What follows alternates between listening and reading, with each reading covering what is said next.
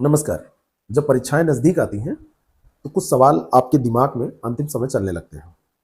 जैसे कैसे अधिकतम स्कोर कर लें, ऐसा स्कोर आ जाए कि हम पास ही हो जाएं, कहीं पर भी ये डाउट ना रहे कि हम मेंस देंगे या नहीं देंगे। क्योंकि जब तक प्रीलिम्स पास नहीं होगा तब तक आपकी मेंस की तैयारी या आपके सपने के साकार होने की उम्मीद बिल्कुल नहीं है। क्योंकि प्रीलिम्स पास ही करना ही होगा, आपको पास करके ही आप एग्जाम दे सकते हैं। तो अंत समय में लोग सोचते हैं कि कैसे 10 से 15 मार्क्स ऐसे लीड कर लिया जाए कि कट ऑफ मान लो 100 जाना है 125, तो कम से कम उनके 132 हो, 133 हो। बॉर्डर लाइन पे फेल हो रहे हैं बार बार, तो इस बार सोच रहे हैं कि 10-15 नंबर बढ़ा लें। तो कुछ तो फेल हो रहे थे 3-4 नंबर से, और कुछ और बढ़ जाए 10-15 नंबर का और लीड ले लें। और कमजोर सेक्शन की कैसे पहचान करें, उन्हें कैसे दूर करें, और एग्जाम पूर्व अभ्यास कितना जरूरी है। कई बार लोग कहते हैं कि सर अभी पढ़ें या टेस्ट लगाएं, क्या करें। तो इन सारे प्रश्नों का समाधान यहां पर करना है, और मैं तरीके भी आपको बताऊंगा कि कैसे इन चीजों को आपको करना चाहिए। सबसे पहले हम बात करते हैं कि अंत समय में 10-15 मार्क्स कैसे बढ़ाएं। अच्छा, एक चीज ये बताइए कि आपके मार्क्स कम क्यों होते हैं। अगर ये मैं आपसे पूछूं तो आप बताएंगे कि हम जो क्वेश्चन 200 मार्क्स का जो आपका पेपर आएगा, 200 क्वेश्चंस इसमें होंगे, इसमें क्वेश्चंस जो हम करते हैं वो गलत हो जाते हैं। निगेटिव मार्किंग है, निगेटिव मार्किंग के कारण वो क्वेश्चंस गलत होते हैं, तो और कुप्रभाव उनका पड़ता है। इतना ही आप बताएंगे, या आप कहेंगे कि हम अटेम्प्ट कम करते हैं। दो ही चीजें तो होती है, या फिर आप कम करते हैं, ज्यादा करते हैं तो गलत हो जाते हैं। क्योंकि ज्यादा करें सही हो जाए तो आपका स्कोर अच्छा हो जाएगा। तो यहां पर मामला इतना है कि इस चीज को कैसे दूर करें। मामला बस इतना है कि अगर आपने कम अटेम्प्ट आप कर रहे हैं, तो कम अटेम्प्ट में आपका स्कोर इतनी एक्यूरेसी हो कि आपने 150 किया और उसमें 25 ही गलत हुए। एक्यूरेसी बहुत ज्यादा होनी चाहिए। और दूसरा, आप ज्यादा अटेम्प्ट कर रहे हैं तो ज्यादा अटेम्प्ट में फिर आपका गलत ज्यादा हो जाएगा, तो दिक्कत। तो इन चीजों को कैसे मैनेज करें आप। 10 से 15 मार्क्स लीड करने की बात आ रही है, तो सबसे पहले यही आप बताएंगे कि ऐसा होता है। देखिए, आप अटेम्प्ट चाहे कम करते हैं और चाहे अटेम्प्ट ज्यादा करते हैं, दोनों कंडीशन में एक चीज जो सबसे ज्यादा जरूरी है, जो आप नहीं करते हैं एग्जाम से पहले, वो ये है प्रैक्टिस। अब अगर आप प्रैक्टिस करते तो आपको पता चलता कि कम अटेम्प्ट करके ज्यादा फायदा मिल रहा है या ज्यादा अटेम्प्ट करके ज्यादा फायदा मिल रहा है। आपने टेस्ट दिए, मान लो आपने कर दिए 50 टेस्ट लगाए, आपने 20 टेस्ट लगाए, आपने 10 टेस्ट किए, और उसमें 3-4 टेस्ट ऐसे आपने किए जिसमें आपने अटेम्प्ट किया ऐसे 200 क्वेश्चन में। हिंदी में तो 60 सब लोग करते हैं, एक दो छोड़ दिया। जीएस में आपने किया 125, तो आपका हो गया 185 अटेम्प्ट। तब आपने देखा तो आपका स्कोर कुछ आ रहा था। फिर आपने किया 150-55 के करीब ही अटेम्प्ट, हिंदी में सब कर दिया, और या एक दो छोड़ दिए, जीएस में 100 के करीब किया। तब आपने स्कोर देखा तो आपका कुछ स्कोर आ रहा था। फिर आपने एक में दोनों के बीच की स्थिति करके देखी, अलग अलग स्तर के पेपर भी आपने करके देखे। तो ये सारी चीजें करने के बाद में आपको ये पता चलने लगता है कि वास्तव में आपका नेचर क्या है। आप ज्यादा करते हैं तब फायदे में रहते हैं, या कम करते हैं तब फायदे में रहते हैं। तो ये पता कहां से चलता है? ये पता चलता है आपको प्रैक्टिस से। ये आपको पता चलता है कहां से? ये पता चलता है अभ्यास से। और यही आप गड़बड़ कर जाते हैं। अब बात आती है कि अभ्यास कहां से करें। इसका जवाब मैं अभी दूंगा। उसके पहले आपका दूसरा क्वेश्चन लेता हूं कि बॉर्डर लाइन पे बार बार फेल हो रहे हैं तो क्या करें। बॉर्डर लाइन पे फेल होने वाले कहते हैं कि हमारा 3 नंबर से, 4 नंबर से, 5 नंबर से, 2 नंबर से, 1 नंबर से ऐसे रुक जाता है। अक्सर आपने कहते हुए सुना होगा 2-3 सवाल और सही हो जाते तो मेरा हो जाता। ये केवल कहानियां नहीं है, ये असलियत भी है, होता है लोगों के साथ। और ये लोग ठीक ठाक तैयारी वाले लोग हैं जो कि पास कर सकते हैं, प्रीलिम्स ही नहीं, फाइनल एग्जाम सिलेक्शन इनका हो सकता है। पास और फेल होने वाले में बहुत अंतर वैसे भी नहीं होता है, पढ़ने वाले लोगों की बात मैं कर रहा हूं। तो अगर बॉर्डर लाइन पे फेल हो रहे हैं तो आपको यही अभ्यास करना पड़ेगा, आपको प्रैक्टिस करनी पड़ेगी, आपको अपनी खामियों को जानना होगा। बॉर्डर लाइन वाले 2-3 चीजें देख लें, बहुत ही जरूरी बात। बॉर्डर लाइन पे फेल हो रहे हैं तो आप देखेंगे कि कोई सब्जेक्ट है, कोई सेक्शन है जिस सेक्शन में आप सही कर सकते थे, है ना, लेकिन उस सेक्शन में आपकी गलतियां ज्यादा हो रही हैं। बॉर्डर लाइन पे आप फेल हो रहे हैं तो आप देखेंगे कि आपका निगेटिव मार्किंग में ज्यादा जा रहा है। बॉर्डर लाइन पे आप फेल हो रहे हैं तो आप देखेंगे कि आपने जिस सब्जेक्ट, जिस सेक्शन पे आपने भरोसा ज्यादा किया था, इस सेक्शन पे आपने खूब ज्यादा भरोसा किया था, और वहां पर जब आपने पेपर में क्वेश्चन किया तो वो गलत हो गया, क्योंकि आपने सोचा था कि जैसे लोग ऐसे बांट लेते हैं कि हम हिस्ट्री कर लेंगे, ज्योग्राफी कर लेंगे, पॉलिटी तो हमको आती ही है, पॉलिटी भी कर लेंगे। पॉलिटी के बाद में उन्होंने कहा कि अब रहने देते हैं, एक करंट अफेयर कर लेंगे, हिस्ट्री से 20 सवाल आएंगे, ज्योग्राफी से 20 के करीब आएंगे, इससे 15 आएंगे, करंट अफेयर से 25 आएंगे, और इस तरीके से हमारा ये 80 क्वेश्चन का हो गया, थोड़ा बहुत और कर देंगे। यहाँ पे थोड़ी सी चूक हो जाती है। आप जिन सब्जेक्ट पे भरोसा करके जाते हैं कि यहाँ पूरा कर लेंगे, वहां पे पूरा आपका नहीं हो पाता है। तो इसको थोड़ा सा और वाइड करिए, यहाँ पर एक दो सब्जेक्ट आप और जोड़िए। जैसे आप यहाँ पर साइंस अगर कर सकते हैं तो साइंस जोड़ दीजिए। यहाँ पर आप इन्वायरमेंट, ये आसान है इसको करना, इन्वायरमेंट कोई भी साइंस बैकग्राउंड का हो या ना हो, अगर सही से पढ़ लिया तो हमारे भी, जैसे हमारा अभी एक क्रैश कोर्स प्रोग्राम है, अब क्रैश कोर्स प्रोग्राम में हम इन्वायरमेंट पे अगर आपको क्लास कराएंगे तो उसमें कितना 10-15 क्लास, और 10-15 क्लास में पूरा जिस्ट हम आपको बता देंगे, सारी चीजें उसमें कवर हो जाएंगी। तो उसको करने के बाद में आपके वो सवाल सही हो जाएंगे। इस तरीके से आप कर सकते हैं। तो एक दो इसमें करंट अफेयर को कभी इसमें ना जोड़िए, इसको एक्स्ट्रा में रखिए।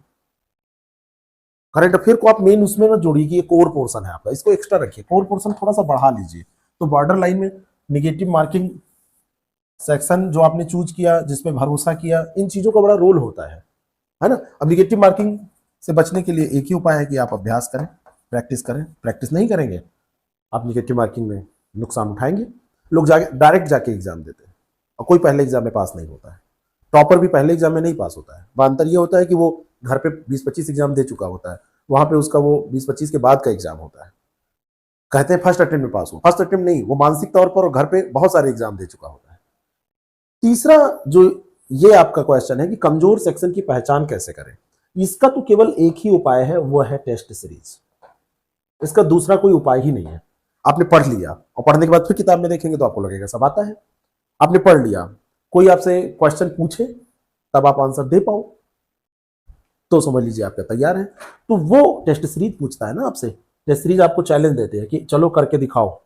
और अगर सेक्शन जो कमजोर है और इस सेक्शन की टेस्ट सीरीज मिल जाए, ये टेस्ट सीरीज जो मिले वो सेक्शनल हो जाए, तो आप उस सेक्शन को छांट के अपना कर सकते हैं। जैसे साइंस आपका कमजोर है, साइंस के टेस्ट मिल जाए और देखिए उसमें कितनी परफॉर्मेंस आपकी आती है। इकोनॉमी कमजोर है, इकोनॉमी के टेस्ट आपको मिल जाए। और सबसे महत्वपूर्ण बात है जो बहुत कम लोग ध्यान देते हैं, कहते हैं कि पढ़ना जरूरी है, एग्जाम तो एक दिन देना ही है। अभ्यास करके क्या करें? एग्जाम के पूर्व अभ्यास का मतलब क्या है? नॉलेज रहेगा तो हम क्वेश्चन कर ही देंगे।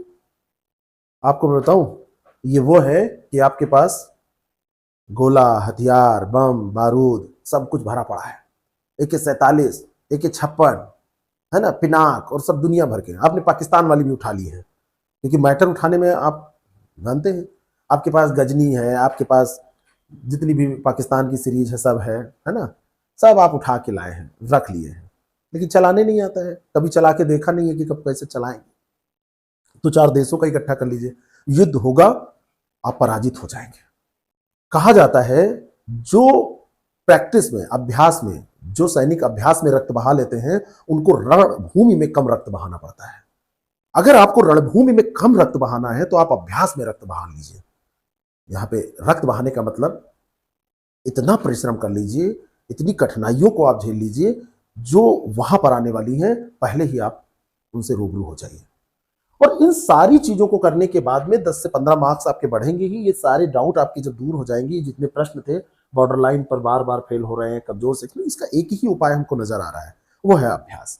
अभ्यास कहां से करें? तो अभ्यास करने के लिए सबसे अच्छा तरीका है कि आप कोई टेस्ट सीरीज उठाएं, उसको करें। स्तरीय होनी चाहिए, लेवल के क्वेश्चन होने चाहिए उसमें, एग्जामिनेशन का लेवल आप देखे करिए, आजकल का पैटर्न होना चाहिए, उससे कठिन भी नहीं होना चाहिए, नहीं तो हतोत्साहन बहुत बुरी चीज होती है। और निगेटिव ऊर्जा जब आपके अंदर आती है तो आप जो पढ़े होते हैं वो भी भूलें। ऐसा टेस्ट सीरीज आपने उठा लिया कि देखा है उसमें तो एक क्वेश्चन आपको आते ही नहीं। तो टेस्ट सीरीज बनाने वाले के लिए तो वो हो सकता है गर्व का विषय कि हमने टेस्ट सीरीज बनाई और कोई इसमें कर नहीं पाया, लेकिन आपके लिए गर्व का विषय नहीं होगा क्योंकि आप हतोत्साहित हो जाएंगे। तो इसके लिए आपको एक स्तरीय टेस्ट सीरीज का चयन करना है। आप कहीं से भी करिए, चाहे तो आप हमारी टेस्ट सीरीज का भी चयन कर सकते हैं।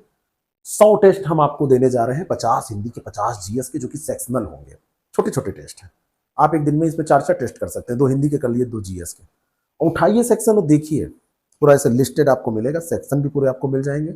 और देखिए कितना आपको क्या आता है, टेस्ट देके देखिए। अब आप कहेंगे इस समय टेस्ट देके तो पढ़ेंगे कब?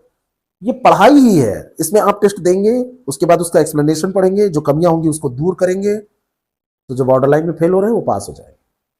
10 से 15 नंबर निश्चित तौर पर बढ़ जाएगा और आपको पता चल जाएगा कि अभ्यास की वैल्यू क्या होती है। और लास्ट में सबसे ज्यादा जरूरी होता है कि 9:30 से 12:30 पेपर पड़ेगा, तो क्या बैठने की इतनी क्षमता आपके पास है? आप बैठ पाते हैं? एसी में बैठ के आप टेस्ट दे रहे हैं, वहां पे आपकी क्षमता अलग होगी, पसीना पोंछ पोंछ के देंगे अलग होगी। एसी है, बंद कर दीजिए थोड़ी देर के लिए, 9:30 बजे बैठिए, 12:30 बजे तक फोन वगैरह कुछ नहीं, घर पे बोल दीजिए कुछ नहीं, लाइब्रेरी में बैठ जाइए, तो 12:30 बजे तक उठना नहीं है आपको 3 घंटे, तभी तो आप जान पाएंगे कि हिंदी में कितना समय लग रहा है, जीएस में कितना समय लग रहा है, टाइम मैनेजमेंट कैसे होगा। बात समझ में आ रही है? 3 घंटे बैठने की कुव्वत है आप में, वो क्षमता है आप में, अगर वो नहीं है तो उसको डेवलप कर लीजिए, एग्जाम के पहले उसको कर लीजिए, नहीं तो वहां पे पता चलेगा कि आप टाइम ही नहीं मैनेज कर पा रहे हैं, आप समझ ही नहीं पा रहे हैं कि क्या करना है हमको। तो आप चाहें तो ये हमारे साथ भी कर सकते हैं। आप ये फुल टेस्ट देना चाहते हो, बहुत ही कम फीस में, केवल 299 रुपए में ऑनलाइन, 200 क्वेश्चन के 10 पेपर जिसमें करंट अफेयर भी है। और ये स्टार्ट हो रहा है आपका 18 जून से। 18 जून से आप दीजिए पेपर, एक दिन गैप करके, एक दिन गैप करके, ऐसे पूरा आपका शेड्यूल है यहाँ। 18, फिर 20, फिर 23, संडे को नहीं होगा, 25, 27, 28, 28 भी इसमें दे दिया है, एक एक दिन गैप ही होगा, इसको ध्यान दे देखिएगा, हम उसको शेड्यूल अपडेट कर देंगे। 30, 2 जुलाई, 4 जुलाई, 7 जुलाई, ऐसे करके ये पूरा टेस्ट दे डालिए, और फिर 20 दिन जब बचेंगे तो जो कमियां हैं उनको दूर करते रहिएगा। सेक्शनल देना चाहते हैं तो इसको आप चूज कर लीजिए, सेक्शनल टेस्ट। ये सब हमको आप ये मान के चलिए कि हमने इसको इस तरीके से डिजाइन किया है कि आप करने के बाद हमको बताएंगे कि हाँ आपने सही कहा था, हमारा जो क्वेश्चन गलत हो रहा था अब सही होने लगा, हमारा स्कोर 110 के आसपास रह जा रहा था, लेकिन धीरे धीरे धीरे धीरे जब आप ये सब दे डालेंगे ना, आपका स्कोर उसी पेपर में, वैसे ही लेवल के पेपर में आपका स्कोर 130, 135 पहुंचने लगेगा, 125 पहुंचने लगेगा, 122, 24 पहुंचने लगेगा, तो आपको खुद लगेगा। तो ये आप कर सकते हैं। ये फुल लेंथ टेस्ट है, ये सेक्शनल टेस्ट है, ये सेक्शनल टेस्ट है, ये आपका फुल लेंथ टेस्ट है इधर। तो जो चाहे आप इसी नाम से आपको ऐप पर मिल जाएंगे, आप इसको ज्वाइन करिए, करिए प्रैक्टिस, ठीक है ना, पास करिए एग्जाम। और कोई प्रश्न हो तो आप नीचे कमेंट बॉक्स में हमसे पूछिए। Thank you so much.